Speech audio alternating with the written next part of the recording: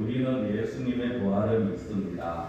그리고 부활하셔서 지금도 살아계신 그 예수님을 믿습니다. 그렇다면 그 믿음에 합당한 삶을 살아야 되겠죠. 그 삶이 어떤 삶이냐? 날마다 주님을 만나는 삶입니다. 성경을 보시면 예수님의 죽음과 부활 이후에 살아계신 예수님을 만난 사람과 만나지 못한 사람으로 나뉘어집니다. 그리고 그 둘 사이에는 엄청난 차이가 있어집니다. 아마 조금 연세가 드셨거나 신앙 경력이 있으신 분들은, 의견이 있으신 분들은 배너라는 소설 또는 영화를 아실 겁니다. 원작이 윌리스라고 불리는 사람이 그 소설을 썼는데요. 그 소설을 썼을 때, 처음 쓰기 시작했을 때 윌리스라는 인물은 사실 예수와 그리고 기독교에 대해서는 전혀 무관하고 무시한 사람이었습니다. 기독교에 대해서 알지도 못하고 예수에 대해서 들어본 것도 없습니다. 그가 들어본 것은 그 친구가 해준 한마디였습니다. 그 한마디조차 복음이었다면 참 좋았을 텐데 그 친구가 해준 한마디 이것입니다. 세월이 지나면 기독교는 이 세상에서 존재를 감추고 사람들의 기억 속에만 남을 것이다. 이게 아주 오래전부터 사실 모든 시대마다 사람들이 그렇게 말을 했죠. 근데 윌리스가 이 이제 배너라는 제목을 가지고 소설을 쓰면서 이 소설을 쓰기 위해서 어쩔 수 없이 그 배경이 되는 성경을 읽게 되어집니다. 그리고 성경을 읽던 그때 아주 놀라운 일이 생겨납니다. 성경을 읽으면서 하나님의 은혜로 예수님을 알게 됩니다. 그리고 단순히 아는 것으로 끝이지 않고 그 예수님을 만나게 되고 그 예수님을 믿게 되어집니다. 그리고 자기에게 일어난 변화, 예수님을 알고 믿고 난 이후에 나타난 그 변화를 그 소설의 주인공인 배너라는 인물에게 그대로 투영을 시킵니다. 사실 원래 이 소설을 보면요, 배너라는 인물은 어떤 사람이냐, 칼과 창으로 자기 민족 이스라엘을 로마에게서 해방시키겠다라고 그렇게 주장하고 나서는 사람이었습니다. 그러나 그의 손에서 칼을 빼앗아간 인물이 있었습니다. 바로 예수님이죠. 죽으시고 부활하신 그 예수님을 만난 이후에 배너가 완전히 딴 사람이 됩니다. 그래서 저는 오늘 우리가 생각해 봐야 될 것이 바로 이 부활하신 주님을 만난 사람, 나는 이 예수님을 만났는지 그냥 단순히 머릿속에서 예수님이 아니라 그냥 우리가 생각하고 지식으로 끝난 예수님이 아니라 우리를 위해서 죽으시고 끝이 아닌 다시 살아나신 예수님, 부활하신 예수님을 만났는지, 그리고 그 예수님을 지금도 만나고 있는지를 생각해 보자라는 것입니다. 오늘 제가 읽어낸 요한복음 20장 앞서 번역해 드리기 전에도 말씀드렸습니다만 19절부터가 아니라 1절부터 우리가 봐야 됩니다. 20장에 보면요, 부활하신 주님을 만나고 변화되는 사람이 세 부류가 나옵니다. 세 인물이라고 말할 수 없는 건 중간에 한 무리가 나타나기 때문에 세 부류라고 말씀을 드립니다. 첫째는 막달라 마리아라고 불려지는 여인과 또 그와 함께 이름이 밝혀지지 않은 몇몇 여인들이 나옵니다. 그리고 두 번째 무리는 11 제자들입니다. 그리고 세 번째로 도마라는 제자가 나타납니다. 이 세 부류는 한결같이 예수님을 어떻게 보면 극적으로 만난 자들입니다. 부활하신 예수님을 만난 자들이죠. 그리고 그들은 이 사건 이후에 완전히 딴 사람이 되어집니다. 자, 먼저 우리가 첫 번째 볼 것은 오늘 본문은 아닙니다만 1절에서 17절까지 나오는 17절까지 나오는 인물입니다. 막달라 마리아라는 인물입니다. 이 막달라 마리아 11절에는 그냥 마리아, 1절과 18절에는 막달라 마리아라고 나오는데요. 그 마리아는 사실 너무나도 슬픔에 빠져 있었던 여인입니다. 그런데 이 마리아가 어떤 인물이냐? 누가복음 8장에 보시면요, 일곱 귀신이 들려서 정말 고통 가운데 있었던 한 여인이 나옵니다. 그런데 예수님이 그 일곱 귀신을 쫓아냅니다. 귀신에게서 자유함을 누리게 되죠. 그리고 그 기쁨으로 인해서, 그 감사함으로 인해서 누가복음 27장, 23장에 보면은 십자가에 예수님이 십자가를 지고 골고다를 향할 때 그 뒤를 따라가면서 가슴을 치면서 슬피 오는 여자들의 무리가 있었습니다. 그 중에 한 명이 바로 이 막달라 마리아입니다. 예수님으로 인해서 귀신에게 자유함을 얻는 이 여인이기 때문에 어떻게 보면은 예수님이 처참하게 그리고 비참하게 죽는 모습을 보면서 누구보다도 슬픔을 감지 못했을 것입니다. 왜 안 그렇겠습니까? 자기가 참 자유를 누렸거든요. 자기 평생을 괴롭히던 그 귀신들이 모두 쫓겨났는데, 그러나 이 마리아 입장에서, 막달라 마리아 입장에서 예수님을 위해서 할 수 있는 일이 없습니다. 예수님이 끌려가실 때, 그리고 십자가를 끌고 골고다 가실 때 그래서 울면서 가슴 치면서 슬퍼할 수밖에 없었는 것입니다. 그 예수님이 이제 십자가에 달려 돌아가십니다. 그 모습을 보면서 마리아 입장에서는 내가 장례라도 좀 제대로 치러드리고 싶다라는 생각이 들었을 것입니다. 그러나 그것마저도 허용이 되지 않습니다. 왜냐하면 이 예수님이 죽으시고 숨을 거두시고 이제 몇 시간 후면 안식일입니다. 그때는 아무것도 할 수가 없습니다. 그래서 예수님의 시체를 십자가에서 내리고 무덤에 제대로 장례 절차를 갖춰서 무덤에 안장을 시킨다는 거 너무나도 힘든 일이고 또 불가능에 가깝습니다. 어쩔 수 없이 아리마대 사람 요셉과 니고데모와 몇몇 여인네들이 그냥 무덤에 안장시키는 것으로 끝이 납니다. 그렇게 하고 하룻밤 이틀밤 지나고 사흘째 되는 날 안식일이 지나고 이제 그 새벽에 이 막달라 마리아가 무덤을 달려갑니다. 향유를 들고 예수님의 몸에 다시 향유를 바르고 예수님은 제대로 장사를 치르고자 하는 마음으로 갔을 것입니다. 그런데 그렇게 갖는 그 마리아 앞에 너무나도 놀라운, 아니 어떻게 보면 청천벽력과 같은 일이 일어납니다. 벌어졌습니다. 무엇입니까? 무덤 문이 열리고 예수님은 온데간데 없다. 아니 예수님의 시체가 사라진 것입니다. 마리아 입장에서는 정말 자기가 그렇게 이틀 어쩌면 이틀밤 뜬 눈으로 지새면서 보냈을지도 모르는 그 마리아 입장에서는 너무나도 황당하고 또 너무나도 청천벽력과 같은 그런 일입니다. 그것을 보면서 11절에 보면은 그것 때문에 울었다고 그렇게 그것이 너무 슬픔이 되어서 울었다라는 말을 합니다. 자, 그런데 그때 누군가가 이 마리아를 찾아오죠. 마리아의 등 뒤에서 이렇게 묻습니다. 여자여 어찌하여 울며 누구를 찾느냐. 이 마리아는 당연히 그 당시에 그 무덤을 지키고 있던 로마 군인이나 아니면 무덤지기 정도로 생각을 했을 것입니다. 그래서 이런 대답을 합니다. 주여 당신의 옮겼거든 어디에 두었는지 내게 이루소서 그리하면 내가 가져가겠나이다. 이게 조금 우리가 이렇게 말하니까 주여라고 하니까 예수님에게 하는 말처럼 들립니다만 사실 마리아 입장에서 지금 예수님이라는 생각을 하지를 않습니다. 그냥 당시에 쓰는 존칭입니다. 뭐 선생님 이 정도입니다. 그리고 이걸 조금 우리가 부드럽게 표현해서 그런데 직설적으로 표현하면 이겁니다. 당신이 만약에 내 주인이 당신이 내 예수님의 시체를 훔쳐갔다면 어디 있는지 가르쳐 달라. 내가 가서 다시 가지고 오겠다. 이렇게 말을 하고 있는 것입니다. 그때 자기에게 처음 말 들었던 그 음성이 이렇게 부르죠. 마리아야. 마리아야라는 이 말을 듣는 이 마리아의 마음은 어떠했을까요? 그리고 그 소리를 들었을 때 그 소리가 어떻게 들렸을까요? 사실 그 소리는 마리아가 계속해서 듣고 싶었던 목소리였습니다. 예수님의 음성이었죠. 처음에는 슬픔 때문에 자기를 부르는 여인이여 네가 어찌하여 우느냐 했을 때 그분이 예수님이라는 생각을 하지를 못했습니다. 그러나 자기를 부르는 마리아라고 부르는 그 음성은 예전에 자기를 고쳐주던 귀신을 쫓아내시던 그 예수님의 음성이 있더라는 거죠. 성도여러분 이때 이 마리아의 마음은 어떠했고 이 마리아의 표정은 과연 어떠했을까요? 우리는 아마 우리가 상상할 수 없을 정도로 그의 마음이 변화가 되고 그의 얼굴 표정이 바뀌었을 것입니다. 슬픔이 가득하던 얼굴이 기쁨으로 변했을 것이고요. 눈물을 흘리던 눈에서는 기뻐함의 광채가 빛이 났을 것입니다. 그런 일들을 겪어보셨는지 모르겠습니다. 몇 달 또는 몇 년씩 소식이 끊기던 소식 전혀 들리지 않던 그런 가족을 아니면 정말 애타게 찾던 인물을 다시 만난다. 그때 마음이 어떠할까요? 우리가 아주 좀 시간이 오래된 일입니다만 한때 남북 이산가족 만남의 시간이 있었죠. 그리고 또 그 이전에 보면은 남쪽 안에서도 남한에서도 우리 한국 안에서도 서로 헤어져서 6.25 이후에 소식을 알지 못하던 그 사람들이 방송을 통해서 서로 그렇게 만나는 그런 프로그램들이 있었습니다. 근데 한 번씩 보면요, 막 보자마자 알아보고 막 이름을 부르면서 외치고 그렇게 얼싸한사람들이 있었는데 대중의 어떤 이들은 서로 그냥 보기만 하다가 아무 말 한마디 하지 못하고 보기만 하다가 그냥 끌어안고 엉엉 우는 그런 사람들도 있었습니다. 그 운다라는 게 무엇일까요?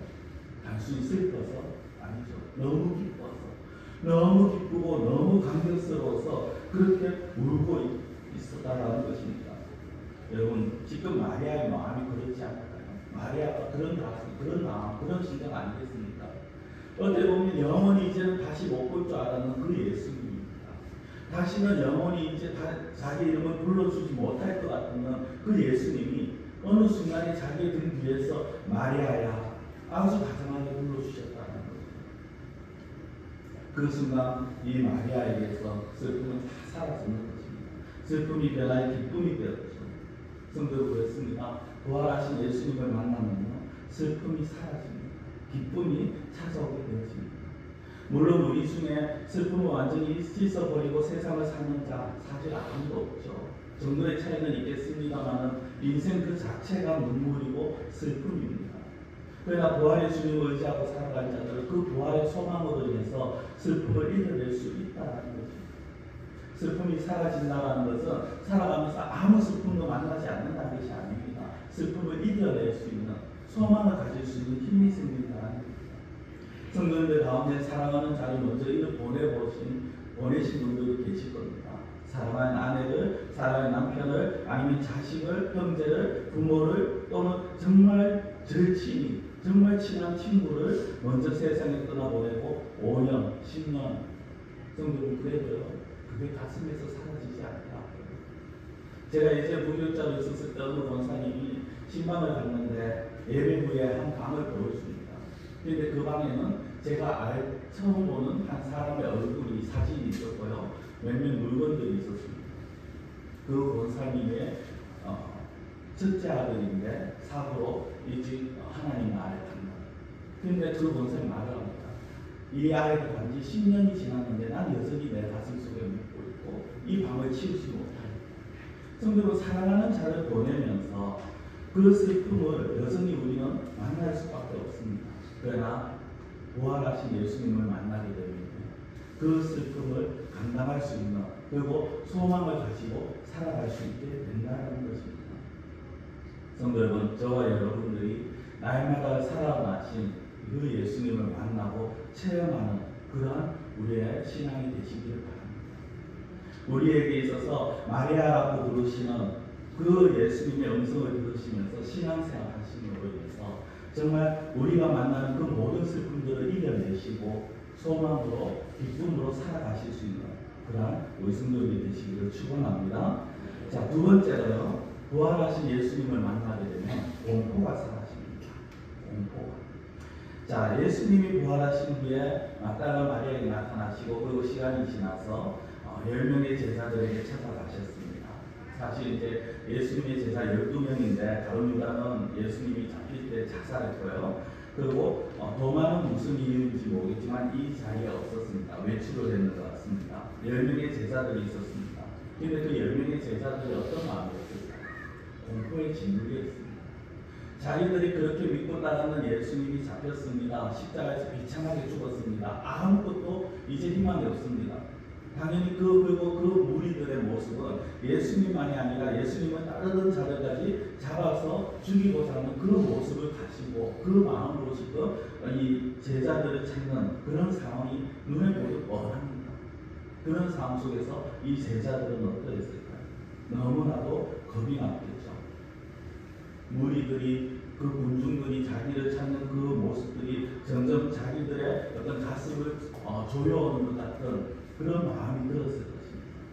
예수님도 비참하게 죽었는데 우리라도 저렇게 죽지 않으리라는 법이 어디 있느냐, 보장이 어디 있냐, 우리도 언젠가 저렇게 죽을 수밖에 없는 거 아니냐. 그 공포로 인해서 그들은 두문불출하고 방문을 걸어 잠그고 그렇게 몰려 있었습니다. 그때 예수님이 그곳에 나타나셔서 문 밖에서 문을 두드리면서 얘들아 내가 살아났다, 좀 문 좀 열어봐라, 이것이 아니라 모든 방문 창문을 다 걸어 잠그고 있는 그 상황에서 그 방 한가운데 예수님이 갑자기 나타나십니다. 그리고 평안의 말씀하시죠. 오늘 보면 19절의 말씀입니다. 이날 곧 안식 후 첫날 저녁 때 제자들이 유대인들을 두려워하여 모인 곳의 문들을 닫았더니 예수께서 오사 가운데 서서 이르시되 너희에게 평강이 있을지어다. 예수님이 부활하신 그날 저녁에 제자들이 모인 곳의 문들을 모두 닫았지만 예수님께서 오셨고 이렇게 말씀합니다. 너희에게 평강이 있을지어다. 다르게 말씀드리면 너희에게 평안한 마음, 평안하게 원한다는 이브리어로 샬롬이라는 이 단어. 다시 살아나신 그 예수님이 자기들 눈앞에 있습니다. 그리고 평안을 말씀하시는 그 예수님의 모습을 본 이 제자들의 마음이 어떠했을까요? 그들의 가슴을 짓누르고 있던, 옥죄고 있던 그 공포가 사라집니다. 평안이 그들의 마음을 찾아왔을 겁니다. 그 누구도 두렵지 않은 용기가 어쩌면 샘솟기 시작했을 것입니다. 굉장한 변화죠. 놀라운 변화입니다. 공포 속에 살아가는 제자들에게 예수님께서 나타나셔서 공포, 두려움을 말씀하시는 것이 아니라 너희들이 지금 문 밖에 나가면 위험하니까 너희들 이곳에서 있다가 좀 잠잠해지면, 조용해지면 그때 너희들이 멀리 도망쳐, 그런 말씀을 하시는 것이 아니라 평안의 말씀입니다. 그것도 어떤 평안입니까? 세상이 줄 수 없는 모든 환경, 모든 형편을 이겨낼 수 있는 그 평안을 말씀을 하시는 것입니다. 성도 여러분, 우리가 살아가면서 우리 주변의 환경이 제자들이 겪고 있는 것과 같은, 아니면 또 다른 공포의 환경이 있을 수 있습니다. 그러나 어떠한 환경이라 할지라도 우리가 부활하신 주님을 만나기만 한다면 우리는 그 환경에서 평안함을 누릴 수가 있다는 것입니다. 우리의 현실이 미래를 장담할 수 없을 만큼 그렇게 힘들다 할지라도 예수 그리스도를 바라보면서 나가시기 바랍니다. 갓난아기가 이제 막 일어나서 걸음마를 시작할 때 수없이 넘어집니다. 넘어져서 울기도 합니다. 그러나 그 아이가 방치되어 있습니까? 아닙니다. 부모는 항상 그 아이를 향해서 보고 있고 그 아이를 언제든지 붙잡아줄 준비가 되어 있습니다. 그래서 그 부모가 옆에 있는 것을 보는 아이는 다시 일어나서 또다시 걸음마를 시작합니다. 넘어지지만 그러나 부모가 일으켜주고 또 부모가 옆에 있기 때문에 또다시 일어납니다. 그렇게 하다 어느 순간에는 정말 자유롭게 걷고 자유롭게 뛸 수 있게 되어지는 것입니다. 우리 역시 마찬가지죠. 앞으로 어떻게 살까? 우리의 앞날이 어떻게 되어질까? 그 불안 때문에 많은 사람들이 사실 그 불안감으로 인해서 잠을 제대로 자지를 못합니다. 현대 시대에 갈수록 앞으로 더 그런 사람들이 많아진다고 말을 합니다. 그러나 그럴 때 예수 그리스도를 믿는 사람들에게는 무엇이 주어집니까? 평안을 누릴 수가 있다는 것입니다.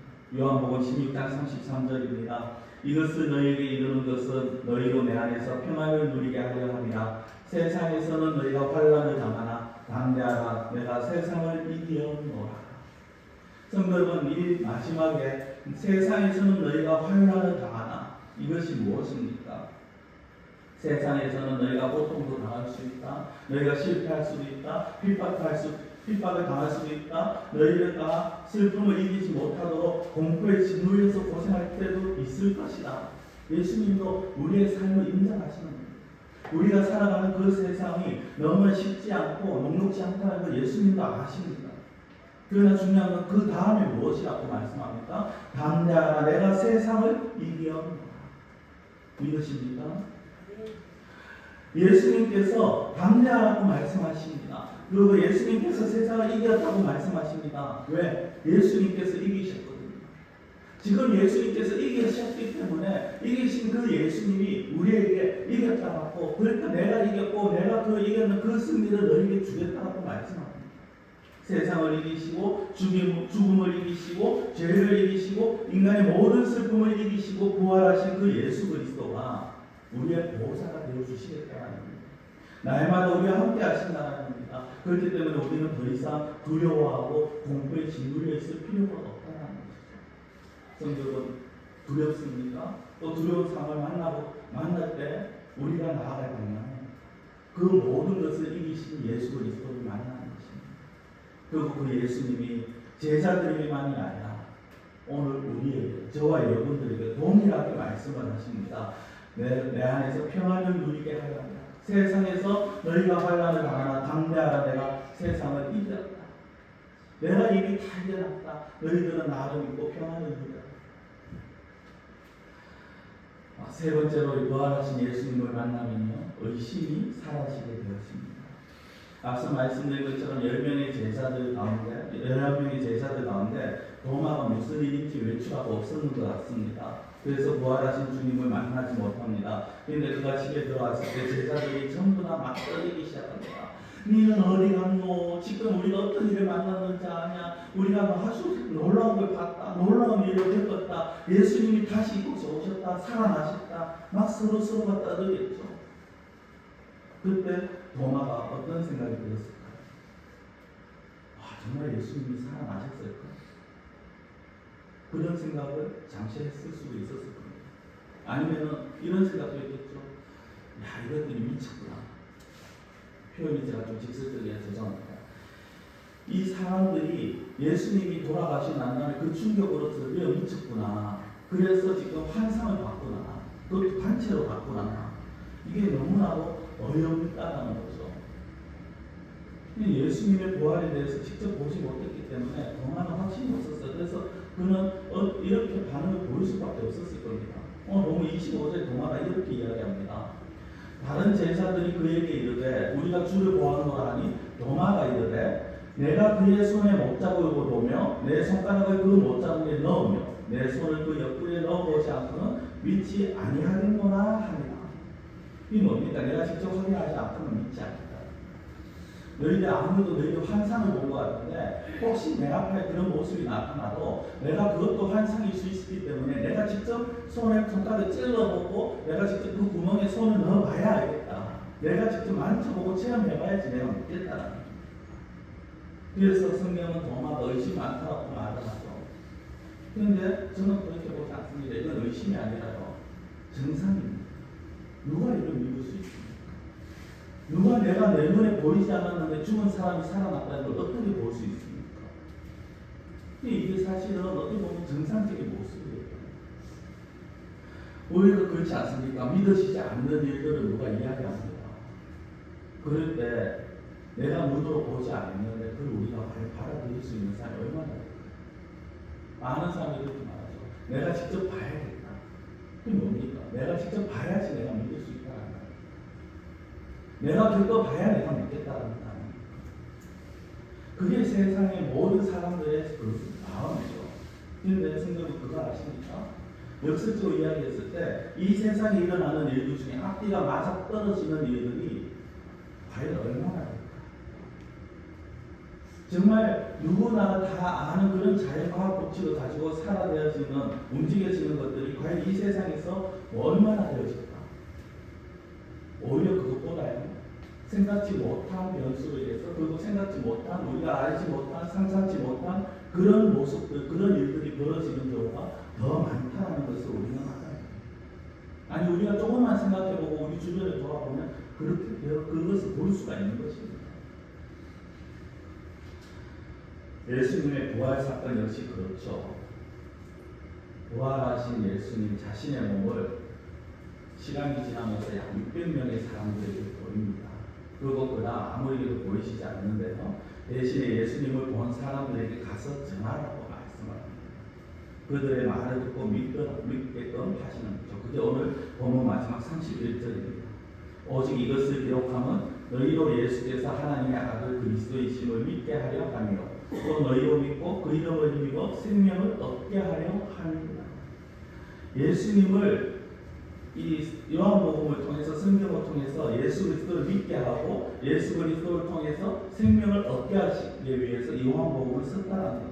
그래서 우리가 지금 우리가 살아계신 예수님, 부활하신 예수님을 우리 눈앞에서 직접 보지 못하지만 그러나 오히려 성경을 통해서 그 사실을 알고 있고 믿고 있지 않습니까? 주님을 직접 보지 못했지만 우리가 말씀과 기도 속에서 예수님을 만났기 때문에 예수님을 믿는 거죠. 그러나 도마같이 의심하는 사람은요 만사 자기 잣대를 가지고 제어받아야 됩니다. 자기가 직접 경험을 해야 됩니다. 이런 사람은 절대 믿을 수가 없죠. 저는 우리 교회 모든 성도들이 이런 의심의 자리에서 좀 벗어나시기를 바랍니다. 오늘날 보면은 한국교회에 너무나도 많은 사람들이 교회를 다니고 신앙생활을 하지만 그러나 수많은 사건들을 내가 보지 못했기 때문에 내가 경험하지 못했기 때문에 내가 믿지 못하겠다라는 그런 말을 하는 사람이 너무 많다는 겁니다. 교회를 다니고 신앙생활을 한다 하지만 실제 예수님이 나를 위해서 죽으시고 다시 살아났다는 그 사실을 믿는 사람들이 점점 갈수록 줄어들고 있다는 그런 안타까운 통계로 본 적이 있습니다. 성도 여러분, 우리 가운데 혹시 여러분들 가운데 아직도 의심을 가지고 계시는 분이 계십니까? 아니면 자기도 모르게 자꾸 회의적인 생각에 끌려다니시는 분이 계십니까? 이걸 해야 될까? 이게 지금 과연 되는 걸까? 말씀은 그렇지만은 그리고 우리가 기독교적으로는 성경적으로 그렇지만은 그러나 과연 이런 일들이 옳은 일일까?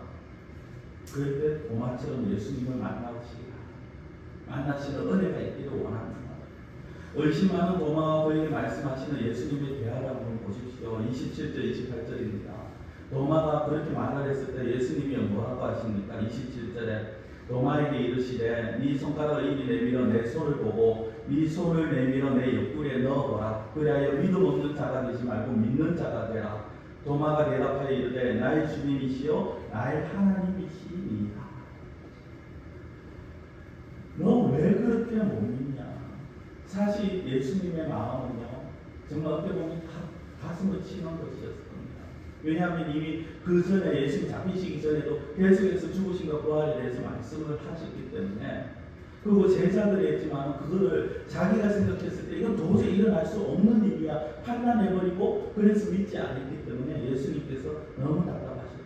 그래서 하신 말씀이 뭡니까? 27절 마지막에 믿음 없는 자가 되지 말고 믿는 자가 되라. 성도 여러분, 믿음 없는 자가 되지 말고 믿는 자가 되시는 은혜가 있기를 원합니다. 그래서 우리가 예수 그리스도에 대해서 그렇습니다. 예수님이 나의 주님이십니다. 예수님이 나의 하나님이십니다. 예수님이 나의 구원자이십니다. 우리가 고백하며 나갈 수 있는 그러한 은혜가 있기를 원합니다. 예수님의 말씀을 들은 도마가 그때부터 믿음의 사람이 되었고 예수님을 하나님으로 고백했습니다. 성도 여러분, 부활의 주님을 만나시기 바랍니다. 아직도 내가 의심이 든다면, 그래도 어떻게 사람이 죽었다가 살아났어? 그게 가능해? 나는 의심이 든다면 정말 예수님 앞에, 하나님 앞에 진솔하게 한번 기도해 보시기 바랍니다. 아니, 기도하시기 바랍니다. 하나님, 나는 지금 도마와 같이 의심이 듭니다. 하나님, 나는 아직까지 확신이 들지 않습니다.